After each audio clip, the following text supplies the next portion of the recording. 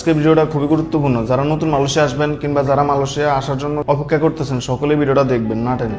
মালয়েশিয়াতে বেসিক বেতন বাড়িয়ে 1700 রিঙ্গিত করা হয়েছে। এই বিষয় নিয়ে দালালরা আপনাদের কাছে বিভিন্ন বক্কচক্র বুঝায় আপনাদেরকে বিদেশে আসার জন্য প্রলোভন দেখাইতেছে। সত্যি 1700 রিঙ্গিত বেসিক বেতন বাড়ানো হয়েছে। আপনারা তো এটা বুঝতেছেন না যে 1700 রিঙ্গিত পাইলে 1700 রিঙ্গিত থেকে কত টাকা বাংলাদেশে পাঠাতে পারবেন।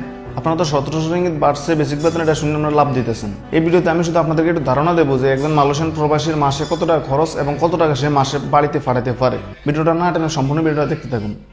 আমার কোম্পানিতে যারা কাজ করে আমাদের অলরেডি বেসিক বেতন বাড়ানো হয়েছে। আমাদের কোম্পানিতে যারা লোকাল কাজ করে এই দেশে যারা আছে তারা অলরেডি 1 তারিখে যে বেতন পাইছে সেখানে তাদের 200 টাকা প্লাস করে বেসিক বেতন 1700 রিঙ্গিত করে দেওয়া হয়েছে। আমরা ফরেন ওয়ার্কার এখনো বেতন পাই না, আমরা বেতন পাবো 7 তারিখে। আমরা জাপানি কোম্পানিতে আছি, আমাদের সুযোগ সুবিধা সেক্ষেত্রে একটু বেশি। মালয়েশিয়ান মন্ত্রণালয় ঘোষণা হলো ফেব্রুয়ারি মাসে বেসিক বেতন বাড়ানো হবে, মার্চ মাসে দেবে। তো সেই ক্ষেত্রে আমরা 1 মাস আগে ফেলাম। আপনারা যারা নতুন মালয়েশিয়া আসবেন আপনারা হয়তো এই জিনিসটা বুঝতে পারতেছেন না যে কত টাকা আপনার খরচ হবে মাস শেষে এবং কত টাকা আপনি দেশে পাঠাতে পারবেন। আপনাদেরকে একটু ধারণা দিতেছি আমি। 1700 রিঙ্গিত যদি আপনি বেসিক বেতন পান, আমরা যদি হিসাব করি 1 রিঙ্গিত সমান বাংলাদেশি টাকা বর্তমান 27 টাকা সামথিং কিংবা 28 টাকা করে যদি আমি যদি হিসাব করি তাহলে বাংলাদেশি টাকা প্রায় 46,700 কিংবা সামথিং। ধরেন আপনি 46,000 টাকা বেতন পাইবেন। তো এই 46,000 টাকা বেতন থেকে আপনার কত টাকা আপনি টিকবে, কত টাকা আপনি দেশে পাঠাতে পারবেন এবং এই জায়গায় আপনার খরচ কত টাকা হবে। আপনি তো একজন মানুষ, আপনার তো ভাত খেতে হবে। ভাতের পেছনে ধরেন মাস শেষে আপনার 400 থেকে 450 রিঙ্গিত খরচ হবে। অনেকেই এই জিনিসটা ভাবতে পারেন যে 400 থেকে 500 রিঙ্গিত খরচ হবে ভাত খাইতে, কি এমন খামো আমরা। আমি হোটেলে খেয়ে আমার সঠিক ধারণা নাই। আমি যখন মালয়েশিয়া আসছি তখন চাউলের বস্তা ছিল 20 থেকে 22 রিঙ্গিত।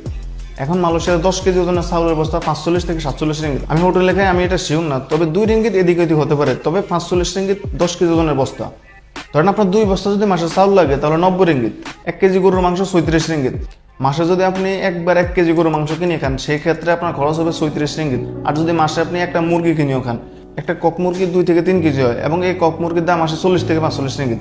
মাসে যদি আপনি একদিনও গরু মাংস খান আর একদিনে যদি একটা মুরগি কিনে খান 80 থেকে 90 রিঙ্গিত খরচ হবে। চাউলের বস্তা 90 রিঙ্গিত। ধরুন 200 রিঙ্গিতেই যায়। 2 দিনে না খাইলেন গরুর মাংস আর মুরগির মাংস, আর বাকি তো 28 দিন থাকে। 28 দিনে আপনার কিছু খাইতে হবে না।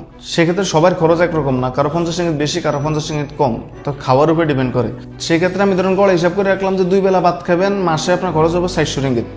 আর সকালবেলা নাস্তা করতে হয়। সকালবেলা খালি পেটে আপনি 12টা পর্যন্ত কাজ করতে পারবেন না। সকালবেলা নাস্তা খাওয়ার ক্ষেত্রে ধরুন আপনার যদি 3 রিঙ্গিত খরচ হয় দৈনিক নাস্তা করার ক্ষেত্রে, তাহলে মাসে আসে 90 রিঙ্গিত।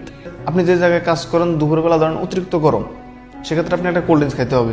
একটা কোল্ড ড্রিঙ্কস যদি 2 রিঙ্গিত হয় তাহলে আপনি মাসে 30 দিন কাজ করবেন। 30 দিনে ধরেন 30টা কোল্ড ড্রিঙ্কস যদি খান, নর্মাল হিসেবে আপনি যদি 30 দিনে 30টা কোল্ড ড্রিঙ্কস খান তাও 2 রিঙ্গিত করে 60 রিঙ্গিত।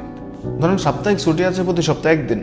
ওই একদিন আপনি যাই হোক এদিক ওদিক যাবেন কিংবা রুমেতে বার হলে আপনার 20 রিঙ্গিত খরচ আছে। পুরোটা সপ্তাহ তো রুমে ছিলেন, একদিন কি রুমেতে বাড়াবেন না। ধরেন রুমেতে বার হলেন আপনার 20 রিঙ্গিত খরচ আছে। 4 সপ্তাহে ধরেন 80 রিঙ্গিত খরচ। মালয়েশিয়ার ছুটি একটু বেশি, সেক্ষেত্রে দেখা যায় কোনো মাসে 6 দিন 7 দিনও ছুটি আছে। তো আমি